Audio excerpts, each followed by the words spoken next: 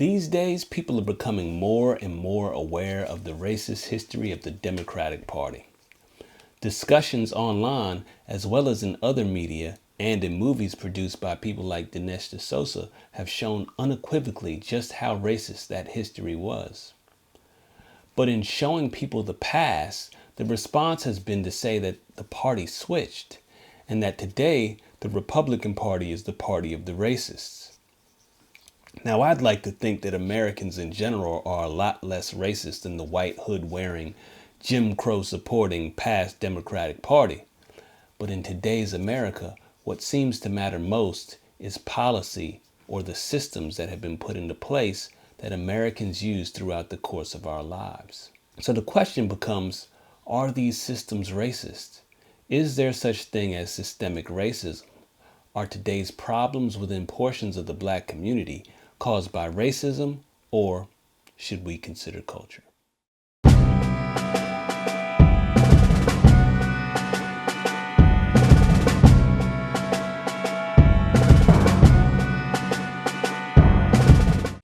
Ask a liberal about the racism of the Republican Party, and they'll point to mean things that someone supposedly said, or the quote-unquote racially insensitive rantings of our president. But when asked to show a racist policy, they can't seem to give any that definitively show any racist intentions. Sure, they might point towards voter ID laws. However, as I've said before, the argument that voter ID laws would inhibit blacks from voting has mainly been about blacks being poor. The problem with that argument is that there is a higher number of poor whites in America and concentrated in much more rural communities where traveling to get an ID would be more difficult than it is for somebody who happens to be poor and living in a city with multiple modes of mass transportation. Never mind the fact that poor whites in middle America tend to vote Republican. Moreover, there is also the 2016 Gallup poll that showed that 77% of non-whites are also in favor of requiring an ID to be able to vote. So we often hear about this systemic racism or institutional racism. The idea is that these things prevent blacks from getting ahead in America. But we really need to agree on what these things actually are. Googling the term systemic racism will get you several links. Many of them direct you back to the top link, which is a series of videos produced by a website called Race Forward. The videos continue in the tradition that I've accused the left of carrying out in a previous video.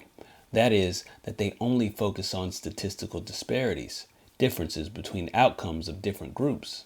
Systemic racism, is that really a thing? Did you know that the median wealth for a single white woman has been measured at $41,000, but for a Hispanic woman it was $140, and for a black woman $120? Did you know that? Do you know what that's called?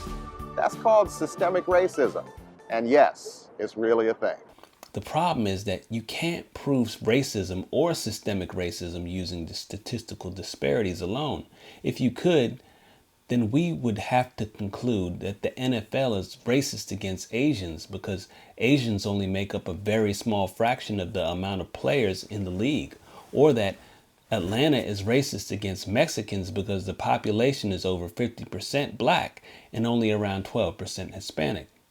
Now, these conclusions are obviously ridiculous, but they prove that you need more than statistical disparities to prove that racism is a problem.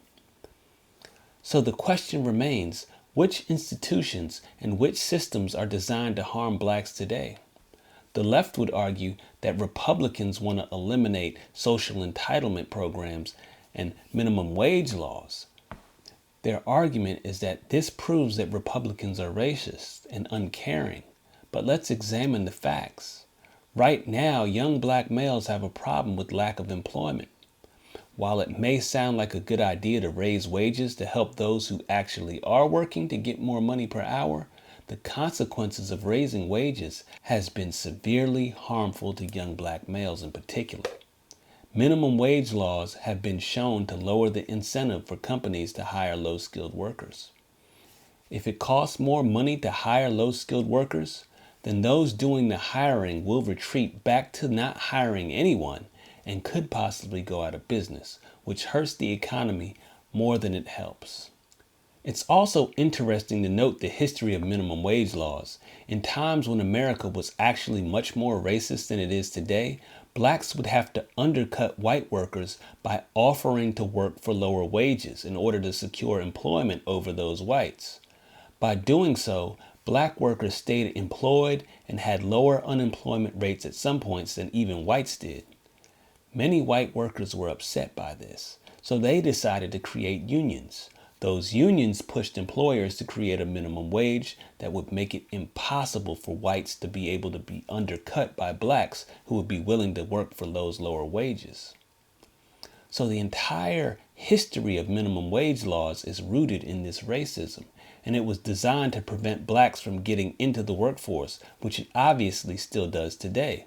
So perhaps that's the systemic racism, and it should be noted that it's something that Democrats continue to advocate for.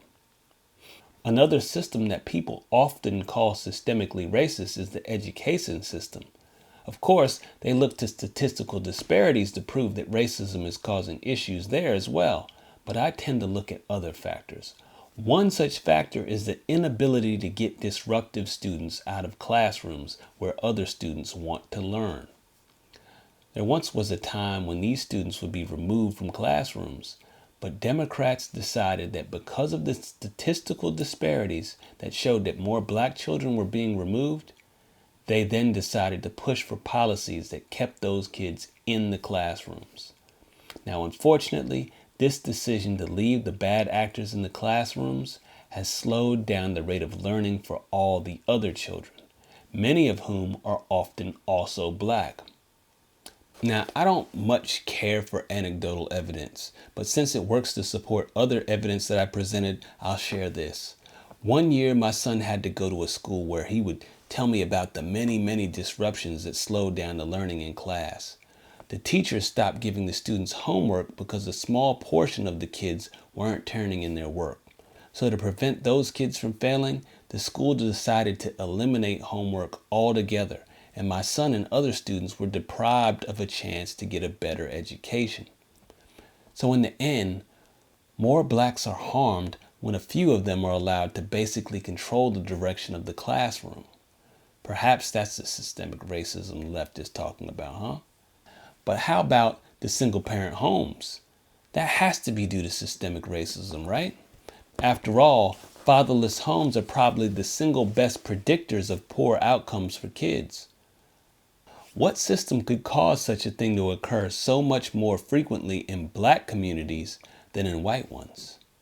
Actually, the problem occurs in both black and white communities, but like many other issues, it disproportionately impacts black communities.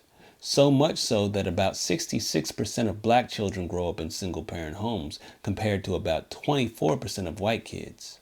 Now, it's been said by quite a few folks that the legacy of slavery created these problems with the black family structure. But after slavery and before the 60s, blacks didn't have nearly this much of a problem in America. The problem really began to escalate in the 1960s following the welfare expansion that happened under Democratic President Lyndon B. Johnson.